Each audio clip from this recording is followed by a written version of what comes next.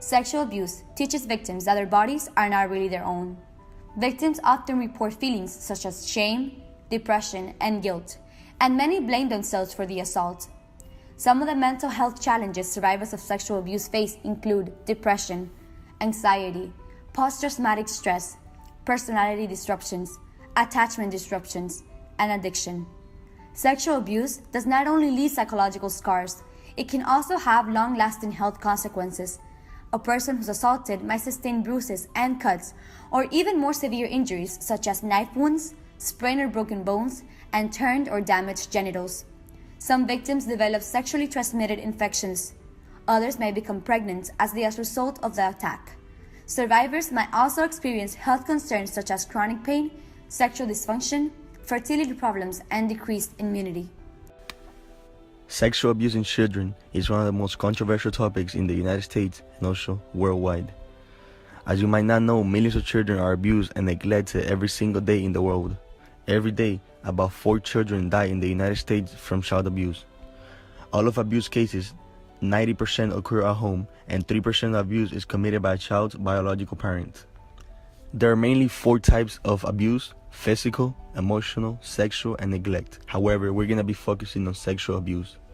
What's the definition of sexual abuse? Well, sexual abuse is forcing a child to engage in or witness sexual activities. Some of the characteristics of sexual abuse are inappropriate interest or knowledge of sexual acts, nightmares and bedwetting, drastic changes in appetite over compellence or sexist aggression, and fear of a particular person or family member. Also, if a child is a victim of sexual abuse, he or she might show reluctance to leave school or go anywhere they might fear coming in contact with the abuser. There are mainly 2 categories of sexual abuse: non-touching abuses and touching abuses. Non-touching abuses is exhibitionism, exposure to pornography, taking photographs of children in a sexualized manner, communicating in a sexual way such as through telephone or the internet, or letting down the walls of privacy so that the child watches or hears sexual acts. Touching abuses involves kissing, fondling, oral sex, vaginal or anal intercourse, or attempted intercourse. Sexual abuse has both physical effects and behavioral effects. Some of the physical effects are sexual transmitted infections, urinary tract infections, pregnancy at a young age, unusual smells or breathing, difficulty walking or sitting, and bruises or wounds on the genitalia and mouth. Some of the behavioral effects are distrust of others and themselves, terror and anxiety, shame, guilt and self-hatred, alienation from their bodies, isolation and withdrawal from the people and activity, powerlessness, depression, and extreme passivity. When it comes to awareness, the best way to protect your children and youth against sexual abuse is to give them the knowledge and skills necessary for their safety and well-being, and by creating in your families and communities an atmosphere where they feel safe enough to come forward if they are being mistreated or abused. Children who know that they have rights, who are well informed about inappropriate touching, who are taught to trust their feelings about situations and people, and who know where to get help if they need it, are less likely to be victim of any type of sexual assault.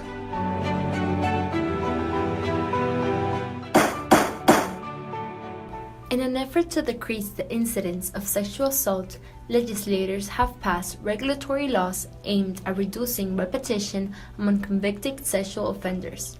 As a result, sex offenders living in the United States are bound by multiple policies, including registration, community notification, monitoring via a global positioning system, civil commitment and residency, loitering, and internet restrictions.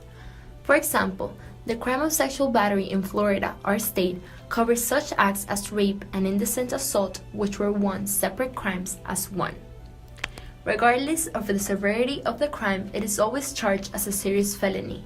And when the victim is under 12 years old of age, assuming the perpetrator is an adult, the penalty upon conviction of this pedophile is 30 years to life in prison. The first title of AWA, the Sex Offender Registration and Notification Act, provide states with minimum registration and community notification procedures in their management of registered sex offenders.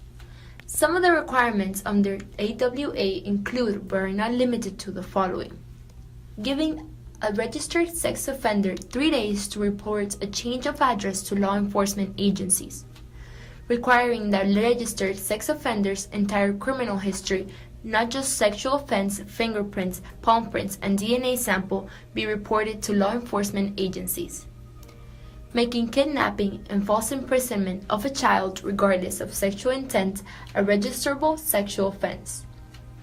It is important to note that unfortunately, not all cases make it to criminal court. Out of every 100 rapes, fewer than half are reported to police, and of those, only 12 lead to arrest. In the event a rapist is arrested, only 9 of those cases make it to prosecution, and only 3 rapists will serve at least 1 day in prison.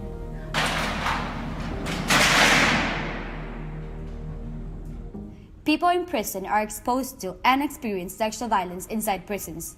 The consequences of sexual violence follow the individuals into the community upon release. Sexual assault in prison is also a very common issue.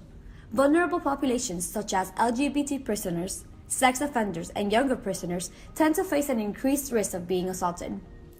A United States Department of Justice report, Sexual Victimizations in Prisons and Jails reported by inmates, states that in 2011 to 2012, an estimated 40% of state and federal prison inmates and 3.2% of jail inmates reported experiencing one or more incidents of sexual victimization by another inmate or facility staff in the past 12 months or since admission to the facility, if less than 12 months. However, advocates dispute the accuracy of these numbers, saying they seem to underreport the real numbers of sexual assaults in prison. Research has shown that juveniles incarcerated with adults are 5 times more likely to report being victims of sexual assault than youth in juvenile facilities. And the suicide rate of juveniles in adult jails is 7.7 times higher than that of juvenile detention centers. And they tell a disturbing story. Shocking allegations of rape. Been arrested and charged of raping and bribing 2 women. Sentenced him to just 5 months in prison for that crime. Decades of research have shown a strong relationship between sexual abuse and numerous health-related consequences for women, including chronic pain, anxiety disorders, depression, post-traumatic stress disorder, and substance. Compared to women without a childhood sexual abuse history, women who have experienced childhood sexual abuse are at greater risk to experience sexual abuse in adolescence or adulthood, and report more sexual risk-taking, a greater number of sexual problems, and lower levels of sexual adjustment and well-being. Women are sexually assaulted by state officials while in police or other forms of state custody. They are raped during armed conflicts and as refugees. They are sexually assaulted and abused by their spouses and intimate partners. In all of these contexts, women face significant obstacles in gaining necessary protection and assistance. When people picture a rapist in their head, what first comes to their mind is a man. However, that is not always the case, and given our pervasive cultural understanding that perpetrators of sexual violence are nearly always men, this makes sense. However, this assumption contradicts the reality, which is revealed in a study of large-scale federal agency surveys, that women are also often perpetrators of sexual victimization. For example, the CDC's national representative data revealed that over 1 year, men and women were equally likely to experience non-com sexual sex, and most male victims reported female perpetrators. Over their lifetime, 79% of men who were made to penetrate someone else, a form of rape in the view of most researchers, reported female perpetrators. Likewise, most men who experienced sexual intimidation and unwanted sex contact had female perpetrators.